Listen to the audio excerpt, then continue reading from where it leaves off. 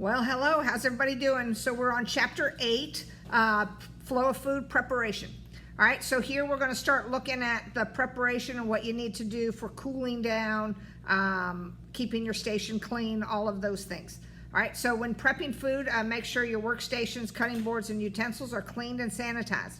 So again, you're going to want to come in, you're going to clean your table, you're going to do it with soap and water, and then you're going to sanitize it, and then you're going to use your workstation.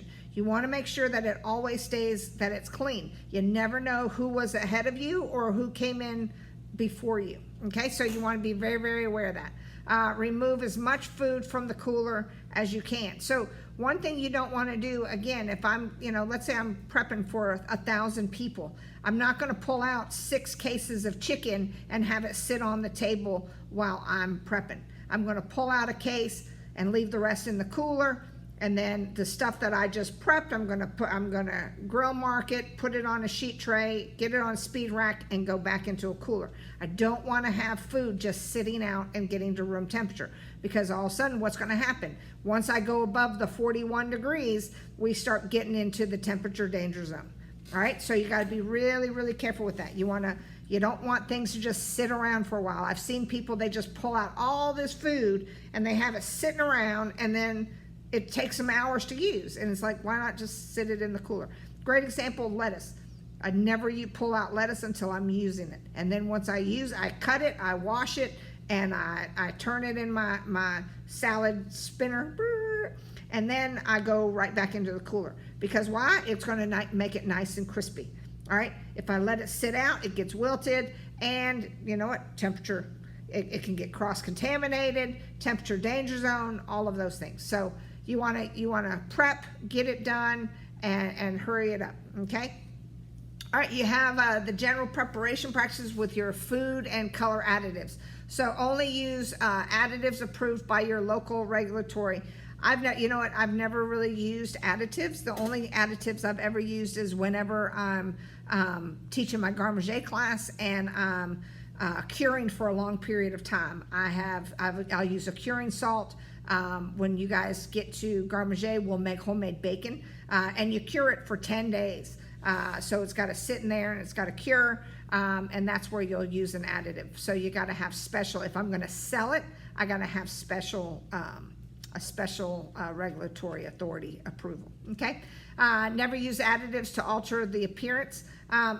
That's like, I don't want to add something where it's going to enhance color, so all of a sudden my beef is going to look redder than what it is, something like that. So that's what you want to look at. Do not add sulfites, do not treat your produce, anything like that.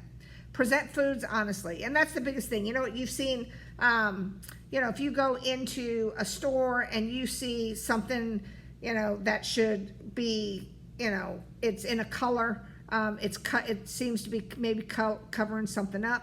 It probably is then. For the most part, meats, if you look at it, your meats are always in a clear wrap. You can see it. It's not any, if they did it in a red wrap, then your beef would look redder, right? So you don't want to you want to have everything clean, organized, and you want to be honest about it. Okay, the lighting, everything. So be very aware of that. Corrective actions, food must be thrown out in the following situations. So if you have somebody who comes in and preps something and is sick and they contaminate the food, they all of a sudden you didn't know that they had jaundice, and they do, and guess what? You got to throw out whatever they touched. It just has to be thrown out. When somebody is contaminated with bodily fluids, so let's say I sneeze and I don't catch it and I just sneezed on the lettuce, throw it away. Let's say my nose is running and dripping, and throw it away. I cut my finger, blood gets on the food, whatever's on the cutting board, it gets thrown away. You have to do that. You have to protect it. Let's say that I have HIV. You know what? You don't know. Not necessarily everybody knows. So all of a sudden, you know what? If I cut my finger, I'm getting that into the food. And guess what? People get things. So we don't want that. So it's really kind of, you got to, when in doubt, don't, right? I've taught you that. I've said it in many lectures now. When in doubt, don't. And I always am on the side of being careful than not. okay? And if you have something that exceeds the temperature danger zone. So if you have something that sits out for more than 4 hours, then guess what? You're going to need to throw it away, okay? If you've ever worked in a restaurant, you'll see maybe a buffet will get broken down, and they'll have like a potato salad or pasta salad, something that's just been sitting out for hours and hours. You know what? You just got to throw it away. You can't just keep reusing it, okay? So just be aware of that. All right, general guidelines for thawing. Usually anything that you're going to thaw, you're either going to put it in a refrigerator. All right, so let's say I have a whole chicken. You know what? I had a whole chicken that I've been thawing at home. It's about it's not 8 pounds, I'm lying. I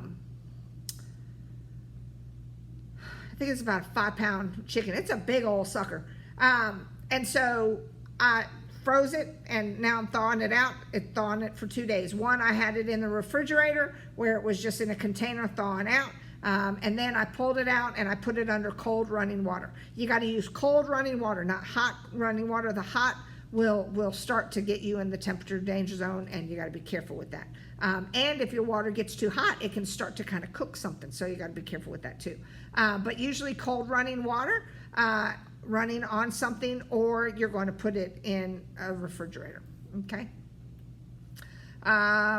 Thawing in a microwave. People thaw in a microwave. I've never done it. I think it's gross. I watched somebody do it once, my sister-in-law, and I just kind of went, "Ugh, that looks gross," because it started to cook stuff. But you know what? They say if you're going to do it, you can immediately thaw in a microwave. And there is a question about the microwave thawing. I will tell you that. I think it's the cooking. It's the cooking, if I'm right. Thaw food is part as a cooking process, okay? You're going to just slack it, and slacking, again, you're slacking it in the refrigerator, or you're slacking it underneath running water. Anytime you have the reduced oxygen packaging, again, you know what, it's packaged. The nice thing, you just put it in a container and let the running water just run on it, and it works really, really well. Or keep it under refrigeration. Same thing with seafood. You're going to, do those two things too. When prepping meat, seafood, or poultry, one, you want to make sure you have a clean area. So one thing I didn't talk about are the cutting boards. So you have different color cutting boards. So you have a white cutting board that is for ready to eat. So my white cutting board, if I have butter, cheese, deli meat, a roasted chicken, roasted beef, if I'm carving those, I'm going to use a white cutting board. If I'm cutting butter, cheese, I'm using a white cutting board. If I have a yellow cutting board, that's for poultry, so turkey, duck. Sometimes duck I'll use a red cutting board because it's more red meat than the poultry meat, but it is poultry. So yellow's for poultry. Red cutting board is for beef or pork, all right, or lamb. And then you have your green cutting board, which is for your vegetables, your fruits and vegetables. So the color-coded cutting boards also helps in the contaminating process. If you're using that properly, a lot of people don't. They just get different colors and don't care and don't think about it. But when you're in the industry, you have to. You're usually using those. Remove what you need to prep, and keep whatever you can in the cooler. Anytime you're working with your foods that are kind of ready to eat, your pasta, your chicken, potato salad, anything that has mayonnaise in it, that's really a temperature danger that you got to be really aware of, because mayonnaise salads, potato salad, egg salad, shrimp salad, any of that, that's a temperature danger zone, just waiting to happen. So you got to be careful with that. Use whatever you can. If you're prepping salads, whatever, you make it and then get it in the cooler. Again, you just don't want stuff to be sitting around forever. It can be stored. You set no more than 7 days. Okay, always remember 7 days is your game. All right, and it can only stay out for 4 hours. You got to remember that. Eggs, when you're pooling your eggs. So pooling your eggs is when you're, cracking a bunch of eggs and putting them in the bowl. Let's say I'm going to make a breading. It doesn't have to be pasteurized. If I'm going to make a breading, I'm using the eggs, it's fine. The only thing that you got to be really, really careful about when you're pooling eggs is when you're in a senior living environment, a kid environment, or an immune deficiency environment where somebody has immune deficiencies. So you got to be careful in those environments, but other than that, you should be fine. Most eggs are pasteurized, to be honest. They've been heated to a set degree, and that's what pasteurization is. It heats something where it kills the bacteria.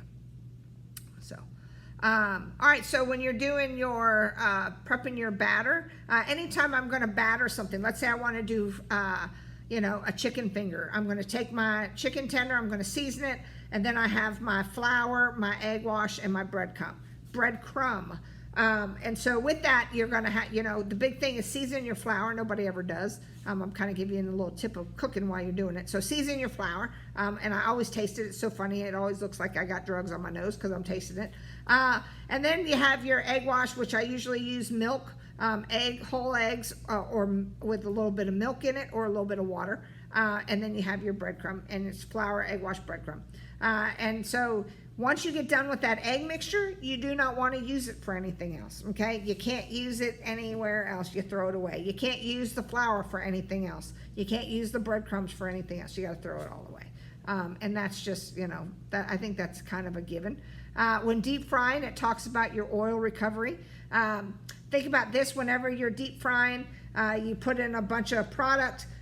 Always remember, we're never doing 2 pieces. We're doing 10, 15 pieces in a fryer, So, your oil is going to cool down a little bit, and then you let it kind of come up, give it a minute or 2 before you add your next product so that heat will come back up to temperature.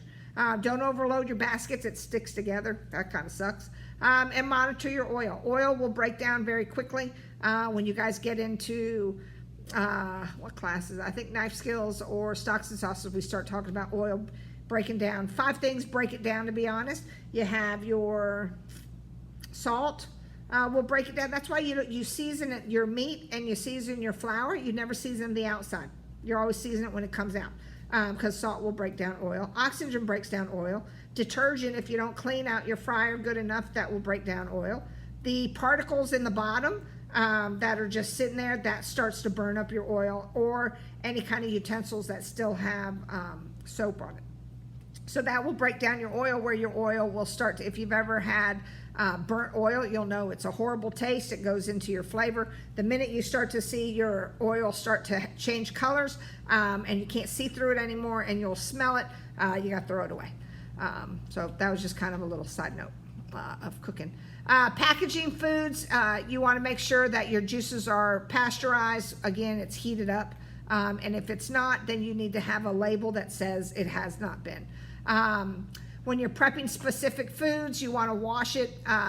You want to be careful with the surfaces that it touches. Usually if I have a utility sink, I'm going to wash and sanitize that sink before I use like lettuce or fruits or vegetables, because I don't know what's been in there before. Somebody could have come in and peeled shrimp in there and they didn't wash and sanitize it very well. So you always want to kind of double check, and when in doubt, don't. Make sure that it's washed and sanitized so that you're not going to ruin it, because you'll cross-contaminate it in the prepping process. So you got to be real careful with that. There used to be a chemical, I'll never forget, probably 10 years ago, there was chemical that you could use also to wash vegetables. You don't really see that anymore. I think people realize, hey, I can use water. It works well. And as long as I'm taking care of it. Produce, when soaking or storing produce in standing or ice water, you don't want to mix it. You don't want to mix any kind of different fruits. I'm not going to use a standing water for lettuce and then turn around and use it for potatoes. I'm just not going to do that. Or use it for potatoes and turn around and use it for fruit. You just don't do that, because you don't know if you're cross-contaminating or what was on the outside of one. You always when in doubt, don't, right? Be careful. Refrigerate and hold all your melons. I always put them on sheet. Once I start to cut my fruits, I always put them on a sheet tray with parchment paper and put it in the cooler. Sprouts, you got to be careful, especially in a high-risk population. Ice, so anytime you're using ice for drinking, it's safe to use. But if you use, let's say I go and I get a bowl and I put ice in it, and then I have another bowl that has potato salad and I put it in that ice, I can't use that ice for, put in somebody's tea or to eat or use. There's no use, because guess what? Food could have gotten into it. You might not see it, but it did. And then, people get sick. So always remember, never use that. Anytime that you're using ice machines, a lot of places don't break them, kind of shut them down every so often to clean them out. They need to be cleaned. There's mold. I promise if you have whenever your kitchen is coming and they do the, they check everything. 90% of the time they're going to find something with the ice machine, because people they never clean it. I think we broke one down once and it just had mold all in it. It was disgusting. So ice never use anything but a plastic scoop. Don't use your hands in it. Don't use glass.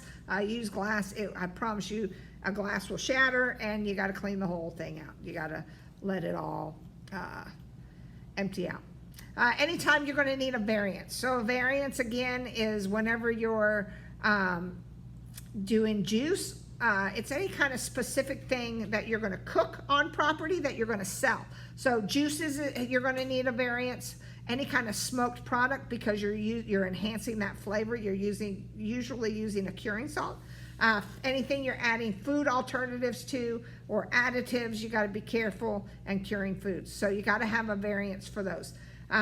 If you're processing deer, usually you're not going to see that in a restaurant. I can't just have my brother, who's an avid hunter, bring the deer in and me process the deer in the kitchen. Can't have that happen.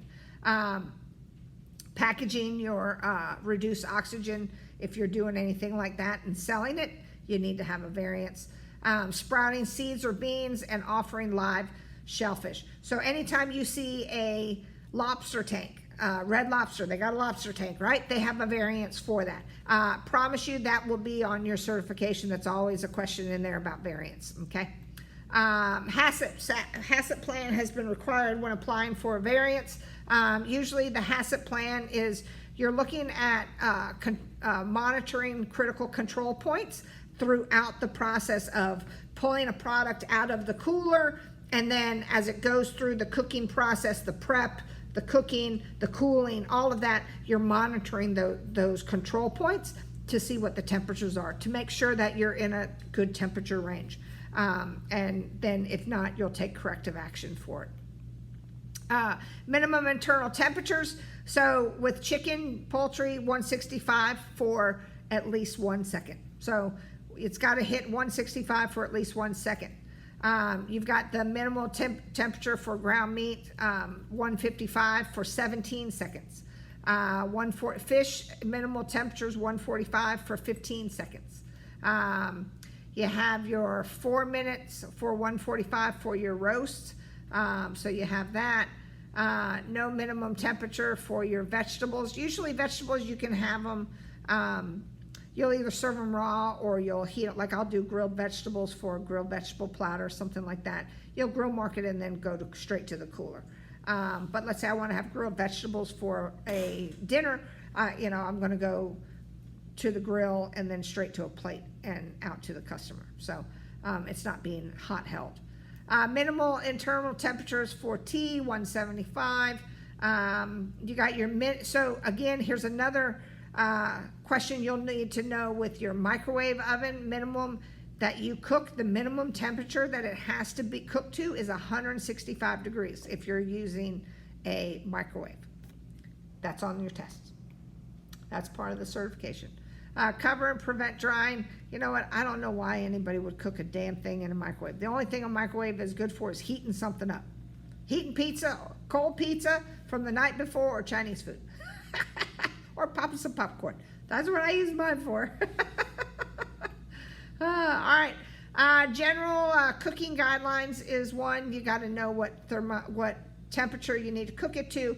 Use your thermometers. Make sure that it is calibrated. If you're going to use your thermometer, it's got to go into the thickest part of the roast or in the middle, so you know what the internal temperature is. Sometimes people will do 2 readings. I just usually do 1. Avoid overloading the equipment and cooking batches. Consumer advisories, disclosure. Usually if you have anything raw on the menu, you're going to disclose it with an asterisk or a footnote on your menu. Okay, they have to do that. If you have anything high risk, you're going to have in there. If you have anything that has some sort of one of the 8 allergy foods, you're going to have it on there. And children's menus, they really are careful with the meat that they have on there. Usually they're advised against offering meat, poultry, seafood, and eggs, but especially served raw. You're not going to serve a burger at, medium for a kid. It's going to be 165 degrees. Chicken is always 165 degrees. Eggs, you're going to give them scrambled eggs. You're not going to give them an over easy egg where it's a little raw. So it's really just looking at those kind of things, and again, when you're looking at the high risk populations, you want to make sure that you're not using sprouts, that you're not cooking a rare hamburger, that you're not cooking raw, or you're not giving raw oysters. These things you're being very, very careful with when you have a high risk population, because the last thing you want to do is somebody gets sick. Partially cooking, and you know what, if you're prepping for catering, guess what, I'm partially cooking. I'm going to take a chicken breast, I'm going to season it, I'm going to grill mark it, I'm going to put it on a sheet tray, and I'm going to put it in the cooler. And when I'm ready to fire that party, let's say it's for 1,500 people, guess what, I'm going to put it in the oven and finish cooking. So that's what they're talking about, partially cooking things. You just got to be careful. Once you grill it, get it into the cooler, because you just got to make sure. So let's talk about the requirements for cooling. So here we know our temperature danger zone is what? You should have said it. So it should be 135 to 41. Okay, so 135 degrees to 41 degrees is your temperature danger zone. Now, what you have for cooling. So usually, if I let's say I made a tomato sauce and it was probably at about 155 degrees, and I need to cool it down. I got to get it to 41 degrees. Okay, so I might start at 155. I got 6 hours to get it to 41 degrees. Six. So when you break that down, you got 2 hours to get from 130. So usually it's going to start at 155. So it's going to go from hot to 70 degrees. I got 2 hours to get it to 70 degrees. All right. And then from 70 to 41 degrees, I got 4 hours. All right. So you got a whole 6 hours. Let's say to get it to 70, it only took me an hour. I got 5 hours to get it to 41 degrees. Okay. So you got 6 hours to cool that down to 41 degrees. Now, if you don't get it cooled down to 70 degrees in 2 hours, then you got to reheat it and then start the cooling process again.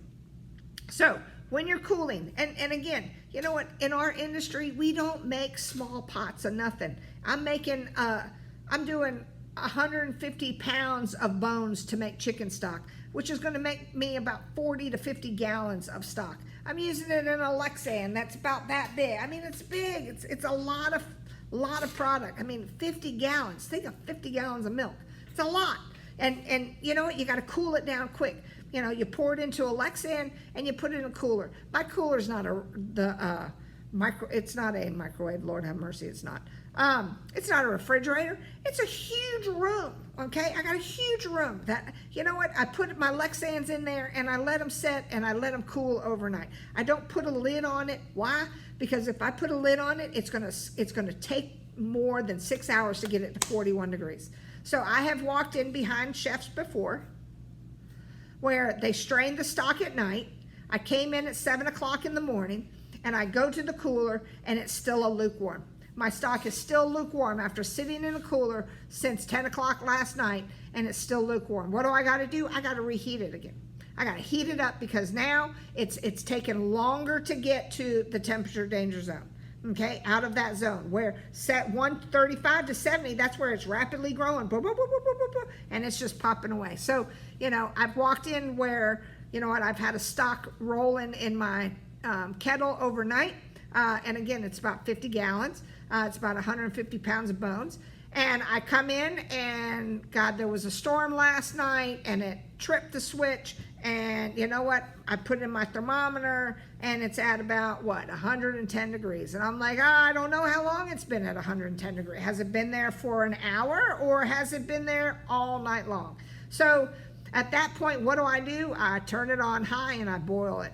I just boil it, you know, to make sure, and I get it above 165 degrees. Boiling's 212, so I know I just killed any bacteria that I need to, and then I strain and do the cooling process. So you got to know that. So you got 6 hours to go from 135 to 41 degrees. From 135 to 70, you got 2 hours, and from 70 to 41, you got 4. All right, so 6 hours total. That's on your certification exam too. All right, so you got to know that. With cooling, if you need to cool things, you can put them in smaller containers, okay, because it will cool quicker. Or you can put ice in it. I've done ice. I'm not a big fan of ice wands because people they put water in it and then it freezes and it pops the plastic, and all of a sudden it's broke because now you're draining water into my stock or my soup or whatever it is. So you can, I'm not a big fan of that. You can use, I've done Cryovac bags of ice, done that, thrown it in there, it will help. Or you put, you know, you got a big Lexan of ice and you put containers into it to kind of cool it down. So you can do all kinds of things, and it just makes it faster, all right?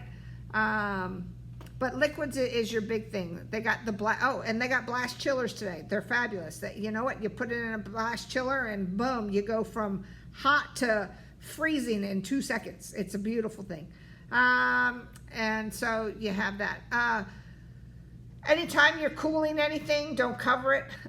If you do, like if I cover Alfredo sauce, I make a nice Alfredo sauce, and I cover it up, and it's still hot, it will curdle on you. Any kind of milk or cream, I promise you, if you let it cool down with it covered, it will curdle on you because it just stays in that temperature too long.